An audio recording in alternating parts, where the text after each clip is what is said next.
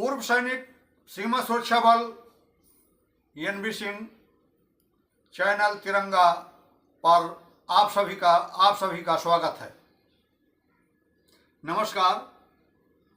आज मैं वीडियो में एक ऐसी रिक्वेस्ट या अनुरोध सरकार से करना चाहूँगा जो रिटायर आने के बाद मुझे महसूस हुआ।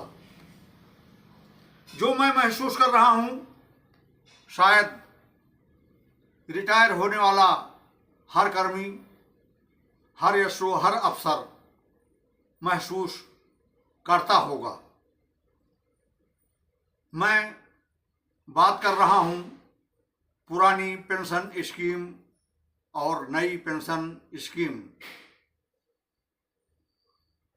जैसा कि आदरणीय अटल बिहारी वाजपेयी जी की सरकार में पुरानी पेंशन प्रथा को समाप्त करके 2004 से पहले जो व्यक्ति बल में कार्मिक के तौर पर था उसे पुरानी पेंशन, और 2004 व उसके बाद भर्ती हुए सैनिकों को न्यू पेंशन स्कीम के तहत जोड़ दिया गया। पुरानी pension scheme, new pension scheme, उसके बाद अभी 2024 से लेकर के सुनने में आया कि यूपीएस यूनिफाइड पेंशन स्कीम सरकार ला रही है। यूनिफाइड पेंशन स्कीम और न्यू पेंशन स्कीम में कोई बहुत बड़ा अंतर नहीं है। सैनिकों से पूछा गया कि इसमें से जिस तरह की पेंशन आप चाहते हो एप्लीकेशन दें और उस पेंशन को प्राप्त करें। सब कुछ देखने के बावजूद 38 साल नौकरी करके रिटायर होने के बाद आज घर पहुंचने पर मुझे महसूस हुआ कि प्रत्येक सैनिक को जो मैं पेंशन पा रहा हूं पुरानी पेंशन स्कीम के तहत, यही पेंशन सभी सैनिक को मिलनी चाहिए। नो पेंशन नो टेंशन, आल अर्धसैनिक बल, आल पुलिस बल में कहते हुए सैनिकों के मुंह से मैं सुना हूं। जब पेंशन ही नहीं है तो टेंशन किस चीज का। हर सैनिक इसी को कह करके और हंस पड़ता है। मैंने महसूस किया कि no pension new pension scheme के तहत, यूनिफाइड पेंशन स्कीम के तहत अगर जवानों को पेंशन दी गई तो हमारा अनुशासन उस तौर पर, जिस तौर पर पहले से आज तक आ रहा था, नहीं है। उनके अंदर एक भावना पैदा हो रही है।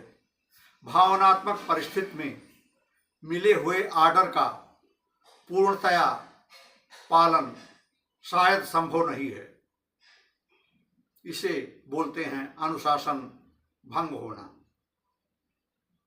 सामने तो हर आदमी हाँ हाँ करेगा, लेकिन पीछे ड्यूटी पर प्रत्येक समय, प्रत्येक क्षण, प्रत्येक पल कोई अधिकारी या एसओ एक जवान के पास खड़ा रहे, ये तो संभव नहीं है। शायद यूनिफाइड पेंशन स्कीम या न्यू पेंशन स्कीम की वजह से अनुशासन में कमजोरी आती होगी। अनुशासन देश को महान बनाता है और अनुशासन किसी फोर्स को महान बनाता है। अनुशासन आरएसएस को महान बनाता है। अनुशासन देश की परिस्थिति अच्छी रहे और देश विकसित राष्ट्र की तरफ बढ़े, इसको लिए बहुत आवश्यक है। मैं आपको पुरानी पेंशन स्कीम के बारे में समझाना चाहूँगा। पुरानी पेंशन स्कीम के तहत मूल वेतन का आधा, महंगाई भत्ता का आधा, साथ में ग्रेजुएटी, यदि आप चाहें तो 1/3 कटवा करके 10 लाख या इससे ऊपर उसी समय प्राप्त कर ले। 1/3 ग्रेजुएटी का लाभ, और आगे चल करके महंगाई भत्ता जितना बढ़ता रहे उतना उस समय के मूल वेतन में जोड़ता रहेगा। ये प्रक्रिया थी, जो एक ऐसी प्रक्रिया थी कि जिस व्यक्ति ने अपनी जवानी और अपना योग्य समय देश के लिए समर्पित किया हो, बॉर्डर के लिए समर्पित किया हो और मर मिटने का जज्बा लेकर के जंगल और झाड़ियों में अपने जीवन को बिताया हो, उसके लिए यहाँ बचे हुए जीवन 60 साल के बाद के जीवन को पूर्णतया अच्छी तरह से या अनभिज्ञ ना हो तो जितना चादर हो उतना ही पैर पसारें तो खूबसूरत जिंदगी जीने के लिए काफी लाभदायी प्रतीत होता है। न्यू पेंशन स्कीम एनपीएस के तहत फोर्सों का मनोबल टूटा है। एक प्राइवेट कंपनी और सरकारी नौकरी, BSF, CRP, ITBP, Delhi police, CISF के जवानों में एक भावना इस तरह की पैदा हुई है कि क्या हम प्राइवेट फैक्ट्री में काम कर रहे हैं? पूरे भारत की सुरक्षा का ठेका हमारे ऊपर है और हमें इस तरह से देखा जा रहा है कि आपको हम पेंशन ही नहीं देंगे। न्यू पेंशन स्कीम अर्थात ना पेंशन देने के बराबर जवानों के अंदर एक सोच पैदा किया जो अनुशासन और सिक्योरिटी के लिए बहुत ही हानिकारक सिद्ध हो रहा है। मैं यूनिफाइड पेंशन स्कीम से भी प्रसन्न नहीं हूं। मैं न्यू पेंशन स्कीम से भी प्रसन्न नहीं हूं। जवानों का मनोबल ऊंचा रहे, जवान अपने ड्यूटी के दौरान ड्यूटी की पूर्णतया निभा करके भ्रष्टाचार के भेंट ना चढ़े, इसके लिए सरकार से अनुरोध करना चाहूँगा कि बिना सोचे समझे, बिना समय गंवाए, इसी क्षण, इसी पल, बहुत दिनों से विचार में इस केस को रखा जा रहा है, विचारात्मक शैली से हटा करके और पुरानी पेंशन स्कीम को लगाया जाए। देश हमारा महान है, देश हमारा महान बना रहे, इसके लिए आवश्यक है पूर्णतया सिक्योरिटी और सिक्योरिटी में भ्रष्टाचार का ना होना। सिक्योरिटी तभी प्रश्न चिन्ह से बच सकती है जब जवानों का मनोबल ऊंचा हो। जवानों के मनोबल को अफजाई करने के लिए कोई प्रॉब्लम ना आए। बॉर्डर पर जवान अपने ड्यूटी के दौरान तमाम प्रॉब्लम को महसूस करता है। नंबर 1, घरेलू प्रॉब्लम। जवान जिस दिन से छुट्टी काट करके जाता है और उसके बाद आने तक घर पर क्या समस्या है, घर पर उसके बीवी बच्चे, प्रॉब्लम से निकली हुई जवान के ड्यूटी के दौरान भ्रष्टाचार ड्यूटी भेंट पर चढ़ जाए, प्रश्न चिन्ह लग जाए। ऐसा ना हो कि सोच के लिए हमें जवान को कम से कम 3 महीना, 2 महीना ईएल, जो 15 दिन सीएल है उसे 1 महीना अर्थात 3 बार में छुट्टी कटवाई जाए। हाँ, जब हम भर्ती हुए थे तब से और जब हम रिटायर हुए 10 साल पहले से शायद सरकार की या फोर्स के अधिकारियों की पूर्णतया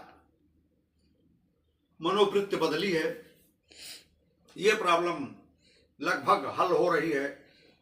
ध्यान रहे, कैजुअल को 15 दिन के बजाय 1 महीना कर दिया जाए, जिससे साल में हर 4 महीना में एक बार इंसान अपने परिवार या बाल बच्चों के बीच में 1 महीना रह सके। ज़्यादा नहीं तो 80% प्रॉब्लम इसी से समाप्त हो जाएगी और जवान अपने ड्यूटी के दौरान भ्रष्टाचार के भेंट नहीं चढ़ेगा और कोई ऐसा प्रश्न चिन्ह नहीं लगेगा जो एक फोर्स के ऊपर लगते हुए मैं देखता हूं। ट्रुप्स का आपसी मनमुटाव ड्यूटी के दौरान 38-39 साल में जो मैंने देखा, कभी कभी ड्यूटी लगाने वाले क्लर्क और अधिकारी जो उसी पर उतारू हो जाते हैं, उसी पर सब कुछ मानने लगते हैं, के दौरान भाई बंदी जैसी बातें ड्यूटी लगाने में आ जाती हैं। एक जवान का भर्ती होने का लक्ष्य एक ही होता है। आजकल ये भी हमारे कमांडरों ने सॉल्व कर लिया है। यदि थोड़ा बहुत है तो बड़ा बल होने के नाते खत्म हो जाए, अच्छी बात है। भाई बंदी ना हो, अच्छी बात है।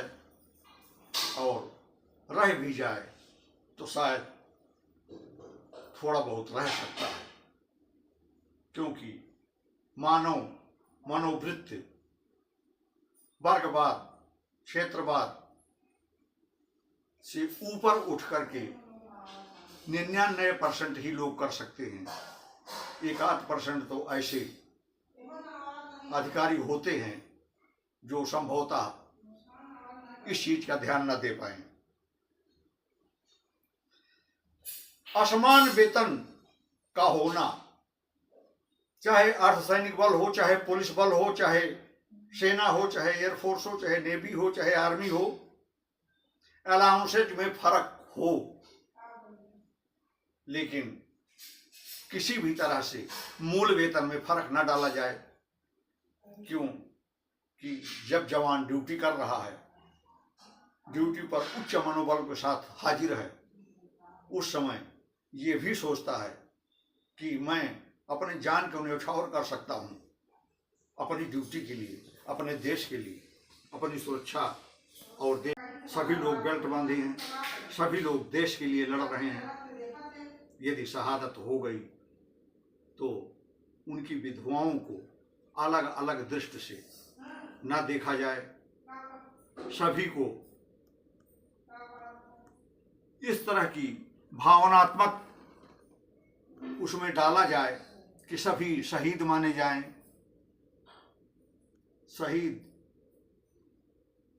शहीद जैसा शब्द हर पत्नियों को अपने पति के लिए सुनने में आए और पेंशन हर विभाग के विधवाओं को सुनने में आए।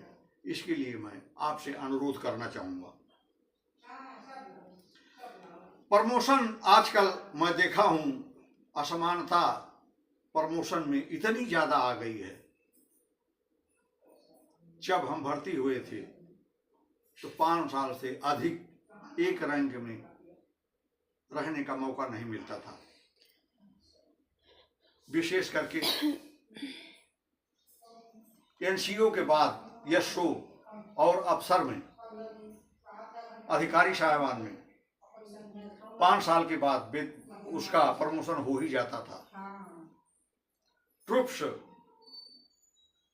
रिटायर होता जा रहा है, उसकी जगह पर नया ट्रुप्स जब वो रिटायर हो जाता है तब भर्ती होता है, जबकि 1 साल पहले ये सोचना चाहिए कि ट्रुप्स रिटायर होगा, उसकी जगह कौन लेगा।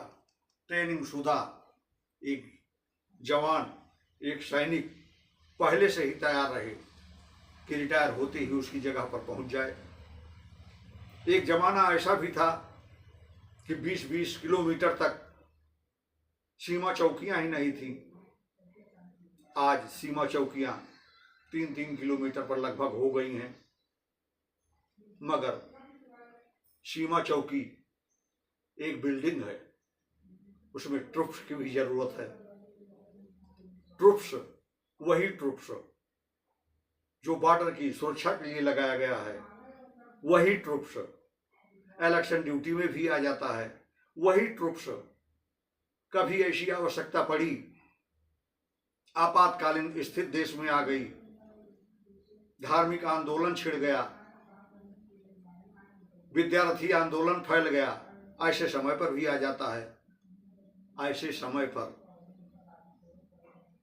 सीमा पर कुछ जगह खाली हो जाती है और स्वाभाविक है कि जितनी सेना या जितनी संख्या बल की आवश्यकता थी, उतना अगर मौके पर हाजिर नहीं है तो घुसपैठ संभव है, प्रश्न चिन्ह लग सकता है। अर्थात बॉर्डर के लिए अलग और लगभग 50 बटालियन जो इस समय भारत की स्थित है, 32 दांत के बीच में जिस तरह से जिह्वा विद्यमान है, उसी तरह से चारों तरफ से दुश्मन घिरा हुआ है। इसको देखते हुए 50 बटालियन तो आपातकालीन स्थिति के लिए अलग से हो, समय समय पर वो 50 बटालियन बॉर्डर पर जाए और बॉर्डर से 50 बटालियन फिर एक्टिव ड्यूटी में आए, इलेक्शन ड्यूटी में आए, आपातकालीन स्थिति की ड्यूटी में आए, जिससे आंतरिक सुरक्षा, लॉ एंड ऑर्डर भी मेंटेन होता रहे और सीमा भी हमेशा पवित्र मन से सुसज्जित होती रहे। इसके लिए मैं चाहूँगा सेना बल, संख्या बल का हमेशा ध्यान रखा जाए। साथ में मैं आपसे अनुरोध करना चाहूँगा, एक ही चारा है, पुरानी पेंशन स्कीम। यदि हमारे सैन्य बलों को, अर्धसैनिक बलों को, सीएपीएफ को, पुलिस बलों को यदि आभास हो जाए कि हम पूरी सर्विस करने के बाद या जितना आवश्यक है उतनी सर्विस करने के बाद जब हम रिटायर जाएंगे तो हमें पेंशन भी मिलेगी, दूसरे के सहारा नहीं रहना पड़ेगा, हम अपना जीवन यापन, जीविकोपार्जन कर सकेंगे, उसका मनोबल अप रहेगा, ड्यूटी ठीक करेगा। अन्यथा एक चीज जो हमारे देखने में आई है, हमें 200 मीटर या 300 मीटर जिम्मेवारी के लिए एरिया दे दिया गया, किसी किनारे या बीच में अपने जिम्मेवारी के एरिया में हम खड़े हैं, शरीर तो वहां पर उपस्थित है लेकिन मन हमारा कहीं और है, चाहे वो घर पर लगा लो, चाहे बॉम्बे में लगा लो, अपनी प्रॉब्लम को हल करने में गुणा भाग कर रहा है। प्रश्न चिन्ह लगने का ये भी एक बहुत बड़ा कारण है। इससे बचने के लिए हमारे जहन में ये बात बार बार आती है कि पुरानी पेंशन स्कीम सरकार बहाल करे, सभी जवानों को इसके सोचने से अपर हो करके, इन बातों को हट करके, इन बातों से अपना दिमाग हटा करके अपनी ड्यूटी को भ्रष्टाचार के भेंट ना चढ़ा सकें, इसके लिए एक उपयोगी बात होगी। इससे देश का क्या नुकसान होगा या नहीं होगा, लेकिन सुरक्षा के दृष्टि से देश बहुत सुरक्षित हो जाएगा। मैं एक बार और अनुरोध करना चाहूँगा कि यूपीएस, एनपीएस और पीपीएस में सबसे लाभकारी चीज पीपीएस ही है, पुरानी पेंशन स्कीम ही है। पुरानी पेंशन स्कीम को सभी सैनिकों को प्रदान करें। सभी सैनिकों को जो शहादत देते हैं उनको शहीद का दर्जा दें। और ध्यान रहे, संख्या बल कभी घटने न पाए। संख्या बल पहले की अपेक्षा आजकल बहुत कम हो गया है। इसलिए हो गया है कि रिटायर हो रहे हैं, उनकी जगह पर भर्ती नहीं हो रहा है, या इसलिए हो गया है प्रॉब्लम बढ़ती जा रही है। पहले पाकिस्तान ही हमारा दुश्मन हुआ करता था, अब पाकिस्तान से 3 गुना बड़ा बांग्लादेश हमारा दुश्मन हो गया। और चाइना हमारा क्या है आप सभी जानते ही हैं। अमेरिका क्या है, जॉर्ज सोरोस क्या हैं, ये सब अभी सभी लोग को जानकारी हो ही गई होगी। सबसे बचने के लिए एक अच्छी उपाय है, संख्या बल बढ़ाया जाए। 8 घंटे से ज़्यादा 24 घंटे में जवान को ड्यूटी ना पड़े। 4 घंटे दिन में और 4 घंटे रात में लिखित ड्यूटी दे, और 4 घंटे पीटी परेड या लेक्चर को अटेंड करे। 12 घंटा अगर उसकी ड्यूटी हो जाती है तो 12 घंटा अन्य जो उसको मिल रहे हैं उसकी नींद भी पूरी हो। उसके पास अनेकों ऐसे काम होते हैं जो उसको हर दिन अपनी दैनिक दिनचर्या के तहत पूरा करना पड़ता है। किसी भी जवान की नींद नहीं पूरी हो रही है। कोई 3 घंटे सो रहा है, कोई 4 घंटे सो रहा है, कोई 2.5 घंटे सो रहा है। दिन में यदि घंटा 2 घंटा कोई समय मिला भी तो वो दिन दिन होता है और रात रात होती है। रात की नींद रात की होती है और दिन की नींद दिन की होती है। उसको हम नींद के तौर पर लेते नहीं हैं। और नींद ना पूरी होना आदमी को तनाव में ला देता है। तनाव में आने के बाद अनुशासन भंग होता है, ड्यूटी भ्रष्टाचार का रूप ले लेती है। इन सभी चीजों को बचने के लिए तमाम 2014 के बाद तमाम चीजों पर ध्यान दिया गया है। हमारे अफसर सामान लगभग इस तरह की बातें सोचते हैं कि हम किसी भी जगह पर प्रश्न चिन्ह न लगने दें। और सरकार भी पहले की अपेक्षाकृत आज हमें बिल्डिंग की सुविधाएं, ड्यूटी के दौरान नए प्रकार के हथियार, नए प्रकार की HSTI, रात की दूरबीन, दिन की दूरबीन प्रदान कर रखी है।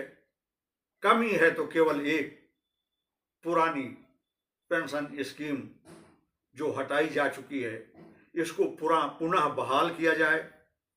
और UPA 2 के दौरान हमारे डायरेक्टर जनरल आदरणीय कुमावत साहब ने जो सेना भत्ता के रूप में अर्धसेना का भत्ता मांगा था, उस तहत हमें अर्धसेना से ही हटा दिया गया। अर्धसैनिक बल से ही तमाम फोर्सों को हटा करके और आज CAPF बना दिया गया। ये भी हमारे अनुशासन और मनोबल को कमजोर करने में सहायक हो रहा है। हमें या हमारी फोर्स को, अर्धसैनिक बल को, जिसे आप मुख से तो आज भी कहते हैं लेकिन ग्राउंड में या कागज में वो नहीं है। आदरणीय मनमोहन की सरकार ने जो ऐसा कदम उठाया था उसको पुनः बहाल किया जाए, ऐसा मैं अनुरोध करना चाहूँगा। और YouTube channel NB Singh BSF channel तिरंगा अगर आप सब्सक्राइब कर लिए हैं तो अति सुंदर, नहीं किए हैं तो मैं आपसे अनुरोध करना चाहूँगा कि इसको सब्सक्राइब कर लें। सब्सक्राइब चैनल को करने के बाद हमारे वीडियो को लाइक करें। लाइक और कमेंट करना ही एक ऐसा फल है जो आपके द्वारा मुझे दिया जाता है। यदि आप ऐसा करते हैं तो अति सुंदर, अति खुशी की बात। अन्यथा आपकी मर्जी। जय हिंद, जय भारत।